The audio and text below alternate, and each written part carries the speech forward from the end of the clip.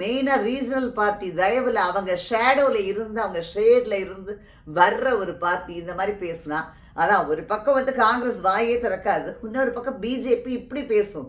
இதெல்லாம் வந்து எப்படி நம்ம பேர் பண்ணிட்டு இருக்க முடியும் தான் இபிஎஸ் வந்து பிரேக் பண்ணது அந்த அலையன்ஸை. ஆனால் இப்போ என்ன ஃபீல் பண்ணி என்ன பண்ணுறது, அது இருக்கு இல்லையா, ஒன்றும் நிம்மதி என்ன செய்ய முடியும். அங்கேயும் அவங்களுக்கும் டைலமாவில் இருக்குது, ஆசிலேஷனில் இருக்குது. இங்கேயும் அதே மாதிரி டோட்டலாக முன்னாடியாவது ஒன்று கிடச்சிது, இப்போ ஒன்றுமே இல்லை. இதில் என்னென்னா ஓபிஎஸ்லாம் மரியாதையை கெடுத்துக்கிட்டு வெளியில் போனது மட்டும் இல்லாமல் அங்கே நின்றுக்கவே வேண்டாம். அவருக்கே தெரியாதா?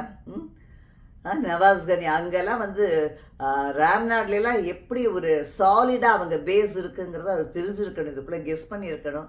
ஆனால் எந்த இதில் போய் அவர் அங்கே ஒருவேளை அவரையும் அங்கே வந்து அந்த மாதிரி அவருக்கும் ஒன்றுமே இல்லைன்னு காட்டுறதுக்காக இவங்க நிற்க வச்சாங்களான்னு தெரியல.